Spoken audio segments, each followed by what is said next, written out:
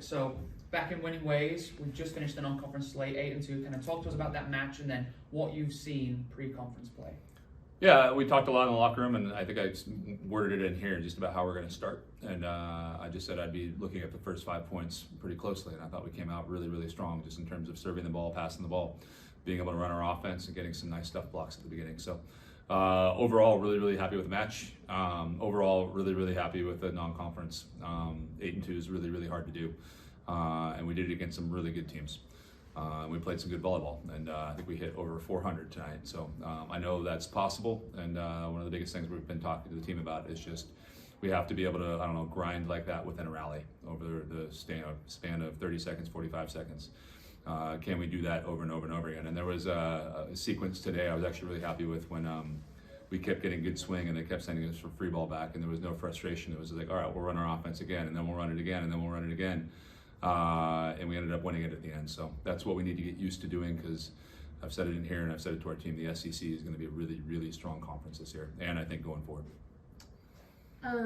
Like looking ahead to Mississippi State, can you speak a little on y'all's offense throughout this preseason, because it's clearly been dominant, and the importance of that going into, like you said, a strong SEC play? Yeah, I think you look at the SEC and like the top 4 teams in there, there's a lot of teams in the non-con that have hit over 300. So obviously your block and D needs to be able to slow things down, but when they do get their kills, and they will, like we need to be able to turn around and get a side out. And again, like our biggest thing is, can we string together those plays in those 2 phases of the game where we can get a nice block touch and turn our offense, and maybe they get a block touch, but maybe we get them out of system and then we shut them down, or we get the ball back and we get a kill. But I think that going forward, it's how do we string those 2 pieces of our systems together. It's one of the cool things about volleyball. Like football, you have these 2 units that go out there at different times. In volleyball, you got to switch back and forth between those things consistently with the same people, and it's a really cool piece of our game. What differences did you see from Wednesday night to this afternoon in both your offense and your defense? Yeah, I think offensively, to start the match, we were in a little bit more of a rhythm. I thought we were able to not get frustrated by the long rally and get a hittable ball up and take a good swing over and over again. I thought blocking D-wise, we were in good spots often. I think Logan's going to talk after this, but she's been working on her blocking footwork, and I see it getting better. And we're able to get into a really, really good spot over again, and I think she had a few stuffs today. So I think there's a technical piece to it that I see us getting better at, and then there's the tactical piece of, can we knock them off the net? And I have to give credit to that too. We've worked a lot these last week about getting back to kind of having a flat serve, being able to put pressure in that, and that just makes it so much easier as a blocking unit to get touches. And I thought we did a really good job of keeping pressure. Even our errors tonight, I thought were the right type of errors.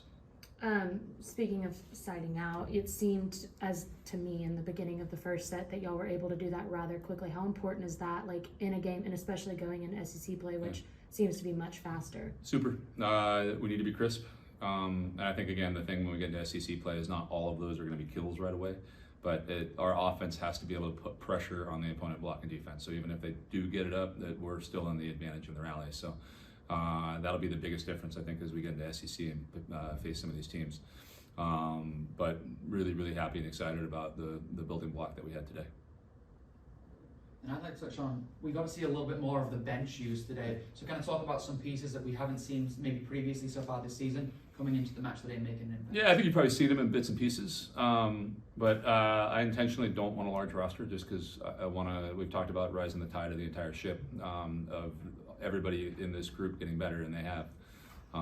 So yes. I think overall, you look at the freshmen being on the court and being able to play at this level, and everyone tells me it's not supposed to happen, but I think they're all doing a really good job. Piana's on that list, obviously. And it's not easy to be an outside hitter that plays 6 rotations, that has to pass, that has to swing, that has to carry a load. And then they have to go to school also. So I just think it's awesome what she's doing, but also what all the freshmen are able to do. They decided to come early, and for the most part, and I think it's showing. They're not playing like freshmen.